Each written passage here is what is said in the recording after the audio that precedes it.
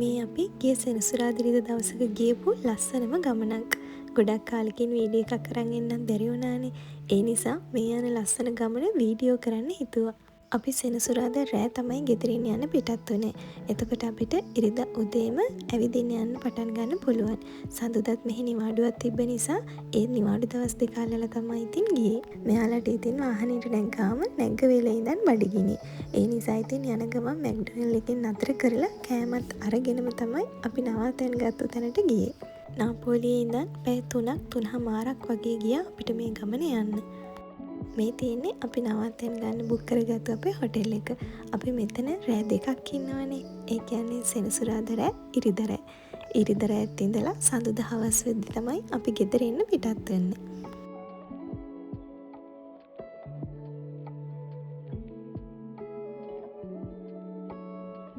නිවාඩු දවස් වලට යන මෙන්න මේ වගේ ගමන් වලට මේ දෙන්න ඉතින් හරි කැමති.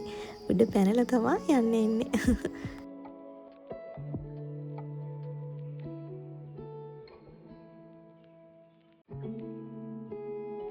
පේනව නේද දෙන්නගේ තියෙන උනන්දුව. ඇත්තටම ඉතින් මෙහි අපි සතියක් පුරාම ගේ ඇතුළට වෙලා ඉඳලා ඉතින් එයාලට උනත් වෙනසක් ඕනේ. ඒ නිසා සතියන්තේ මෙහෙම පුංචි ගමන් යන එකෙන් එයාලට වගේම අපේ මනසටත් ගොඩාක් හොඳයි.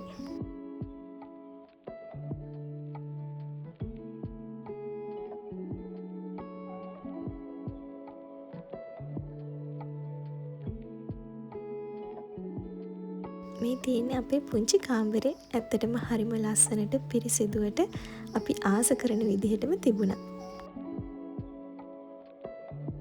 මේ තියෙන්නේ අපි දෙන්නගේ කාමරේ. මගේ මහත්තයාගේ. එතකොට පුංචි අයගේ කාමර එහා පැත්තෙන් වෙනම තිබුණා.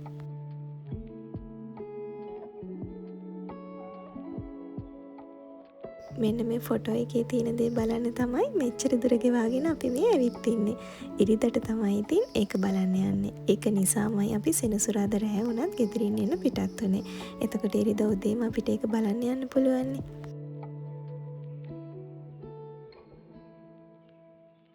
කන්නඩියක් දැක්කම ෆොටෝ එකක් වීඩියෝ එකක් ගන්නේ නැතුව ඉන්නේ කොහොමද?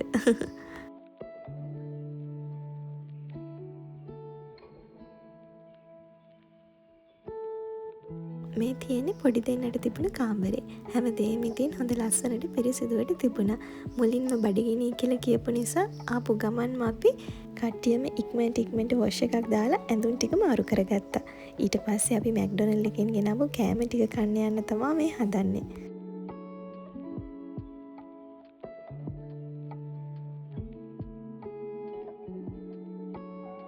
බඩගින්න කොච්චර වැඩිද කියනවනම් මේ වගේ වෙලාවට ගන්න කෑමත් මදි වගේ. අපි ඉතින් කෑම ටික කාලා නිදාගන්න ගියා. මොකද ඒ වෙනකොටත් ගොඩාක් රෑ වෙලා තිබ්බ නිසා. මේ දෙන්න මොකද කරන්න කියලා බලන්න යනකොට මට ඇහින් නැති වෙන්න හොරෙන් කුටු ගගා කතා කර තාමත් නැගිටලා. ඊට පස්සේ ගිහින් කියලා ආවා ඉක්මනට නිදාගන්න නැත්තම් හෙට උදේට නැගිටින්න බැරි වෙයි කියලා. ඔන්න ඕවා තමයි ඉතින් දෙන්න එක එකතු වෙලා කරන විකාර. දෙන්න එනකොට කාර් එකේ නිදාගත්තු නිසා ඒ වෙලාවේ නිදිමත නැතුව ඇති. කොහොම හරි එයාලා නිදාගන්න වෙලාවක්වත් මට මතක නැහැ. මට නිින්ද ගිහින්. මේ තියෙන්නේ පහුවෙනිදා උදේ. ඒ කියන්නේ ඉරිදා උදේ. හරියට වටපිටාවවත් බැලුවේ නැහැනේ. ගොඩක් රෑ වෙලා ආපු නිසා අපි ඉතින් උදේම නැගිටලා පුළුවන් තරම් ඉක්මනට ඇඳුම් ඇඳගෙන බ්‍රෙක්ෆාස්ට් ගන්න යන්න කලින් පොඩ්ඩක් වටපිටාව බලන්න තමයි මේ හදන්නේ. ඇත්තට මේ පරිසරය නම් හරිම ලස්සනයි.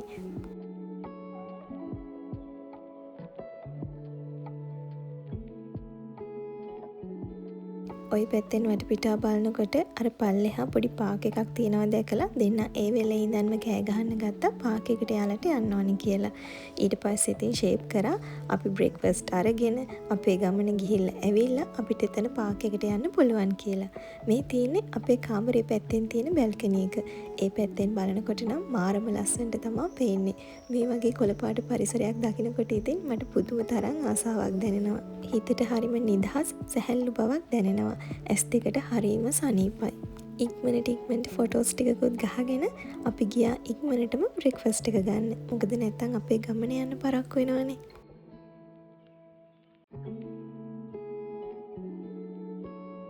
මෙයාලා ඉතින් දැන් ලොකු නිසා එයාලාට ඕන දේවල් ගන්න දැන් දන්නවා.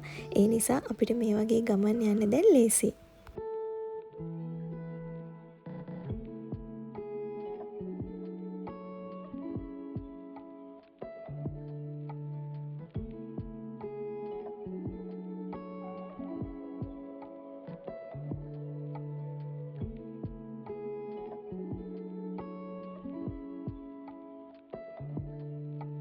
කට්ටියම කැමති දේවල් අරගෙන කාලා බීලා ඉක්මනටම එළියට ආවා අපේ ගමන යන්න පිටත් වෙන්න.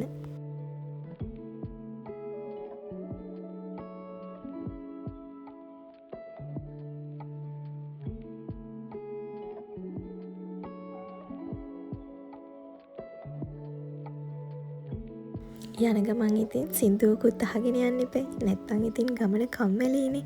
මේ දවස්වල මගේ මහත්තයා ආසම සින්දුවක් තමයි මේක. දවසට 60 පාරක් විතර අහනවා.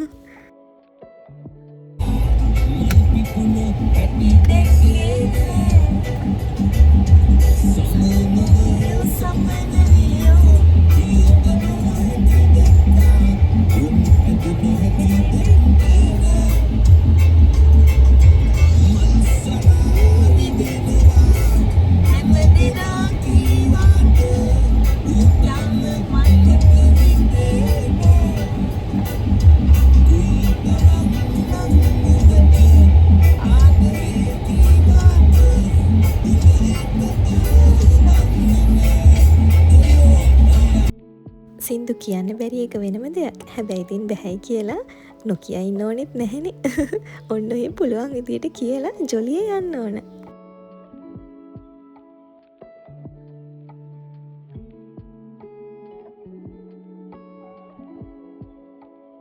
අපිට ඕනුනේ අපි මේ යන තැනට ළඟින්ම හොටෙල් එකක් බුක් කරගන්න. ඒත් පොඩි වැරදීමක් නිසා පොඩ්ඩක් දුරින් තමයි හොටෙල් එක බුක් වුනේ. ඒ නිසා අපිට ඒ හොටෙල් එකේ ඉඳන් අපි බලන්න යන තැනටත් පොඩි දුරක් තිබුණා. හැබැයි ඉතින් කමක් නැහැ. කොහොම හරි වැඩේ වෙන්නනේ ඕනේ.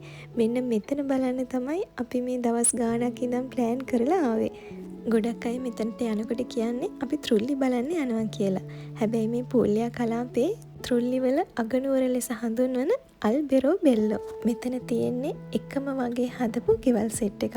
ඔයාලට පේනවනේ මේ කේතුකාකාර වහලවල් හදලා තියෙන්නේ ගල් පතුරු වලින්. ඒ වගේම බිත්ති වලට ගාලා තියෙන්නේ සුදුහුණු. මේවට බදාම සහ වෙනත් ගොඩනැගිලි අමුද්‍රව්‍ය කිසිවක්ම භාවිතා කරලා නැහැ කියලා තමයි කියන්නේ. මේ එක ගෙදරකට කියන්නේ ත්‍රුල්ලෝ කියලා. ගෙවල් ගොඩකට කියන්නේ ත්‍රුල්ලි කියලා.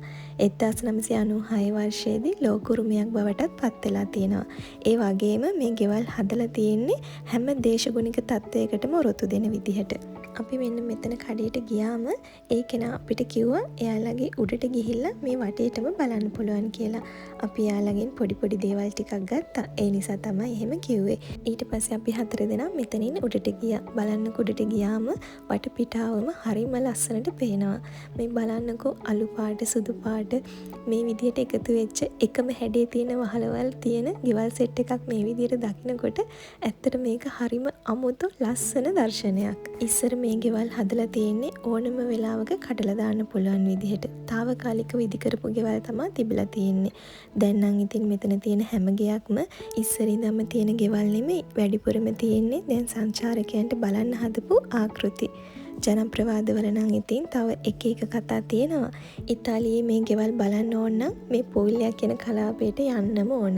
පූල්ලියා කලාපයේ විතරයි මේ ගෙවල් දකින්න හම්බ වෙන්නේ. ඇත්තටම ගොඩාක් සංචාරකයෝ සීත කාලේ වගේම රස්නේ කාලෙදිත් ඉන්න තැනක් තමයි මෙතන. ඉස්සර මෙතන ගෙවල් තිබුණට දැන් මෙතන ගොඩාක්ම තියෙන්නේ ආපනශාලා, බාර් වගේ දේවල්.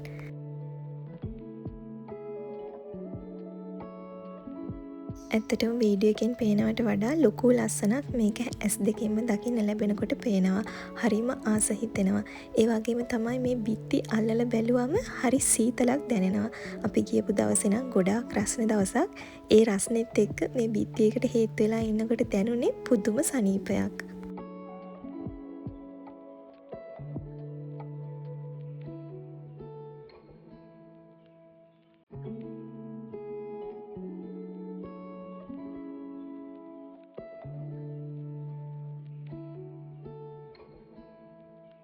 විදිනකොට ගොඩාක් රස්න නිසා කොච්චර රස්නද කියනවනම් අන්තිමට මෙයාලට අන්තන්ගේ ඇඳුම් ගලවලා එතනින් අත්කොට ටීෂර්ට් අරන් අඳ ගන්නත් උනා. මෙයා ඉතින් මං කොහේ ගියත් මගේ පස්සෙන්ම තමා. මාව දාලා යන්නෙම නැහැ. මගේ ගන්න හැම ෆොටෝ එකක්ම වීඩියෝ එකක්ම ගන්නෙත් මෙයා තමා.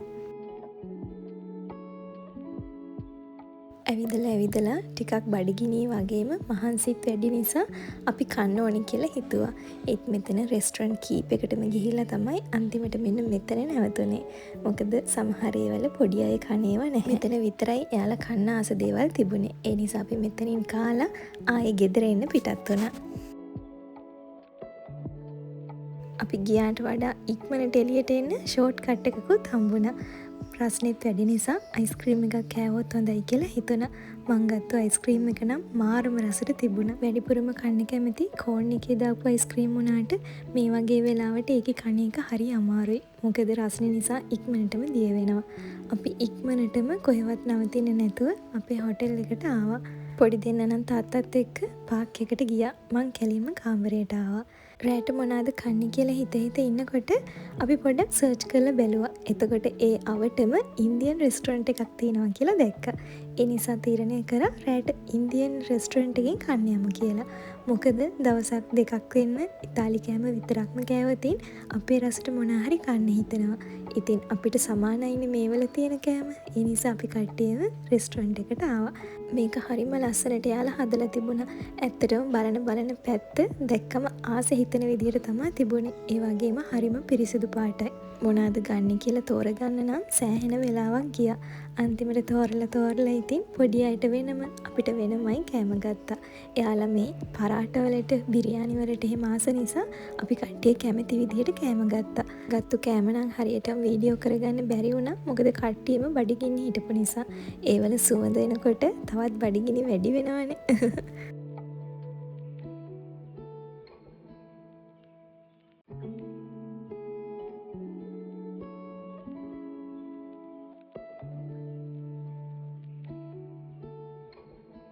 කාලේ ඉවරනාට පස්සේ තමයි අපිට මෙන්න මේක හම්බෙන්නේ. මේවට ඔයාලගේ පැත්තේ මොනවද කියන්නේ? අපි නම් කිව්වේ හූණු බිජු කියලා. එහා පැත්තේ තියෙන්නේ සූදුරුත් එක්ක සූකිරි. සූකිරි ඉතින් මම තෝරලා තමයි කෑවේ. සූදුරු කන්න කැමති නැති නිසා. මේ තියෙන්නේ ඊට පහුවෙනිදා උදේ. ඒ කියන්නේ සඳුදා උදේ. උදේම ලෑස්ති වෙලා ගෙදර යන ගමන් තව තැනක් බලන්න යන්න හිතාගෙන තමයි පහලට බැස්සේ. බැස්සට පස්සේ ඉතින් මේ දෙන්නට පාක් එකේ පොඩ්ඩක් සෙල්ලම් කරන්න ඕනි කිව්වා. අපි අපේ ගමන් කොයිතරම් ගියත් මෙයාලා කැමති මේ වගේ සෙල්ලම් කරන දේවල් වලටනේ. ඒ නිසා ඉතින් මේ දෙන්නත් එක්ක පාක් එකේ චුට්ට වෙලාවක් ඉඳලම යමු කියලා තීරණය කළා.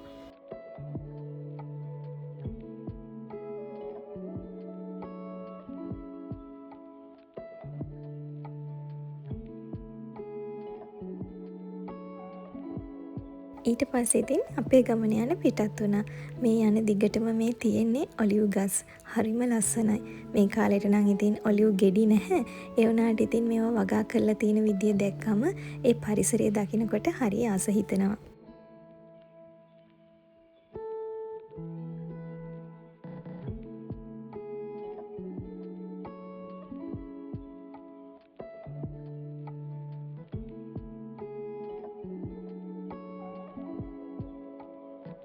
අපි මේ යන්නේ මතේර කියන ගම්මානය බලන්න.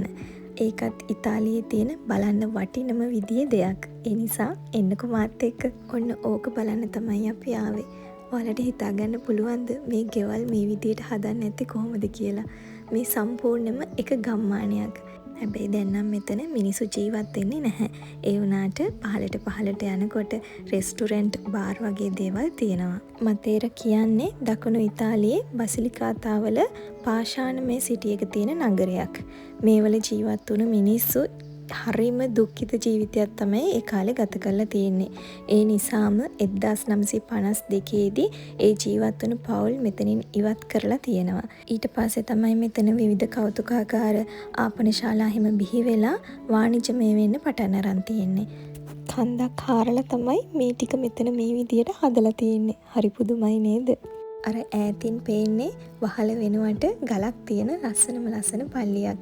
එතනට නම් යන්න ඕනෙමයි කියලා මට හිතුණා. මොකද ඒක ඇතුලේ හොඳ කූල් එකට ඇති. මේක ලෝකේ පැරණිතම නගරයක් විදියට තමයි හඳුන්වන්නේ.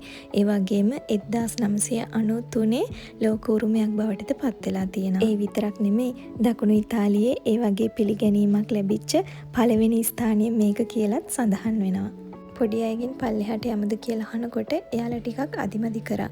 මොකද රස්නේ වැඩි නිසා හරි තෙහෙට්ටු ගතියක් ඇඟට දැනෙනවා. අපේ තව යාළුවෝ වගේක් ගිය නිසා ඒ දෙන්නව යාළුවොත් එක්ක තියලා මායි මහත්තයයි චුට්ටක් පල්ලෙහාට යමු කියලා ඇවිදගෙන ගියා. මොකද මට හිතුණා අන්න අර පල්ලියට මට පොඩ්ඩක් යන්න පුළුවන් වුණොත් හොඳයි කියලා. ඒ තරම්ම ඒක දැක්කට පස්සේ මට ආස හිතුණා. හැබැයි පල්ලෙහාට යනකොට තමයි තේරුනේ ගමන අපි හිතනට වඩා අමාරුයි කියලා. උඩේ ඉඳන් ඈත බලනකොට හරි ළඟින් තියෙනවා වගේ කියලා පෙනුනට පහළට යන්න ගමන දුර වැඩි. ඒ නිසා අපි යන්නේ එක මගින් නතර කරා. මොකද සෑහෙන දුරක් අපිට යන්න තියෙනවා මේ පල්ලියට යන්න නම්. ඒකට ඉතින් වෙනම දවසක් දාගෙන ඉන්න ඕන ගමනක්. අපි මෙතනට එද්දිත් ටිකක් පරක්කු වුණානේ. ඇත්තටම ඉතින් ඊළඟ දවසේ ඉස්කෝලේ යන්න වැඩට යන්න තියෙන නිසා අපි මෙතනින් ටිකක් කලින් පිටත් වෙන්නත් ඕන. ඒ නිසා වෙන දවසක යමු කියලා හිතාගෙන අපි එතනින් උඩට ආවා. අර ඈතින් කුරුසයක් පේන්නේ. අන්න ඒක තමයි මට යන්න ඕනුන පල්ලිය. අනිවාර්යෙන්ම දවසක ඒකට යන්න ඕනේ කියලා හිතාගෙන තමයි අපි දෙන්න ආයේ උඩට ආවේ.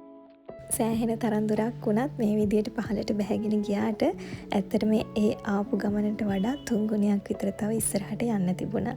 ඉතින් ඒක කරන්න බැහැනේ. ඒ නිසා තමයි අකමැත්තෙන් උනත් උඩට ආවේ. අනිත් එක පොඩි දෙන්නත් ළඟ හිටියේ නැහැනේ. මේ යන අතරේදී ඉතින් අපිට මේ හා සම්බන්ධව තියෙන එක විසිතුරු බඩු තියෙන කඩ, රෙස්ටොරන්ට්, බාර් වගේ දේවල් ගොඩක් දකින්න හම්බ වෙනවා.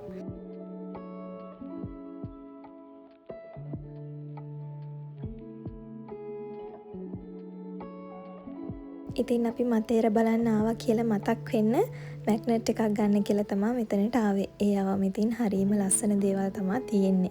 එතනට ආවම අපි දැක්ක එහා පැත්තේ කෞතුකාගාරයක් හදලා තියෙනවා. ඉතින් ඒක බලන්න යන්න පුළුවන්ද කියලා ඇහුවම ඒ කඩේ එක්කෙනා කිව්වා පුළුවන් ටිකට් එකක් අරගෙන යන්න කියලා. ඊට පස්සේ අපි දෙන ටිකට් උත් අරගෙන ඒ කෞතුකාගාරය බලන්න තමයි ආවේ. මෙතනට ආවම එයාලා ඉස්සර පාවිච්චි කරපු බඩු, ඇඳුම් පැළඳුම් නිදාගත්තු විදිහ, ඒ වගේම හරිම දුක්ඛිත ජීවිතයක් ගත කරපු විදිහ තමයි පේන්නේ.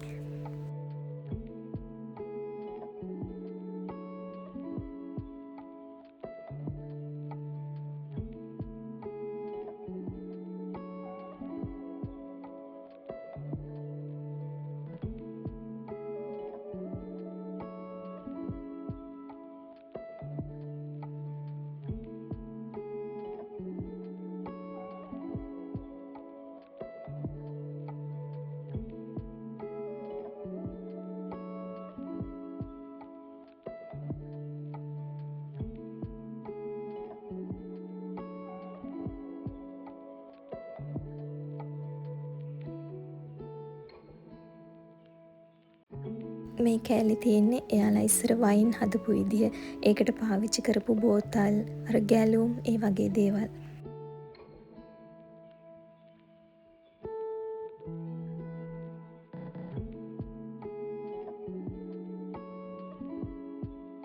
මෙතනනොත් පල්ලෙහාට මොකක් හරි කොටසක් තිබිලා තියෙනවා. හැබැයි දැන් ඒකට යන්න බැරි වෙන විදියට වහලා තමයි තියෙන්නේ.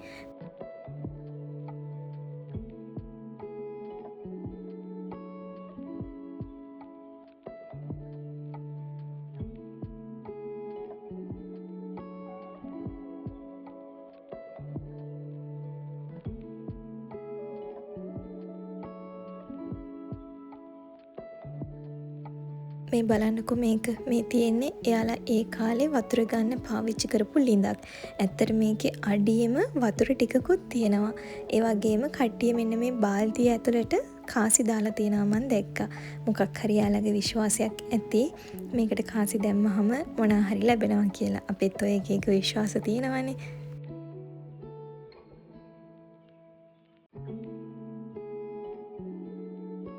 මේ තියෙන්නෙත් ඒ වගේ ඒ කාලේ පාවිච්චි කරපු ලිඳක්. ඇත්තට මේක නම් හරිම ගැඹුරුයි. ඒ නිසා ඒක උඩිනුත් වහලා තමයි තියෙන්නේ. සීත කාලේට මෙන්න මේ ෆොටෝ එකේ තියෙන විදිහට ගිනි උදුන පත්තු කරලා තමයි යාළගේ සීතල නැති කරගෙන තියෙන්නේ. හරිම දුක ජීවිතයක් තමයි යාළා ගත කරා කියලා සඳහන් වෙන්නේ. ඒ කියන්නේ අපි සාමාන්‍යයෙන් අපිට හිතා ගන්න බැරි විදිහේ දුකක් තමයි යාළා මේ ඇතුළේ ඉඳගෙන ගෙවලා තියෙන්නේ. ඉතින් ඒක දැක්කම හිතා ගන්න පුළුවන් එතන ඇවිදිනකොට මේ වගේ චූටි ගෙවල් වල එහෙම ලොකු පිරිසක් කොහොමද හිටියේ කියන එක ඊළඟ දවසේ ඇතුළට යන්න පුළුවන් වෙලා විස්තර හොයාගන්න පුළුවන් වුණොත් අනිවාර්යෙන් එදාටත් වීඩියෝ එකක් අරන් එන්න. ඊට පස්සේ අපි මේ ගෙදර යන්න පිටත් වුණා. ටික ටික රස්නේ කාලේ එනකොට හැමතැනම මල් වලින් කොළ වලින් පිරෙන්න ගන්නවා. එතකොට ඒ පරිසරයේ තියෙන ලස්සන කියලා නිම කරන්න බැහැ. සොබාදහම ඇත්තටම කොච්චරනම් අපූරුද. ආයෙත් ලස්සන වීඩියෝ එකකින් ඔයාලව හම්බෙන්න ඉක්මනටම එන්න. එතකන් ඔයාලට චාෝ.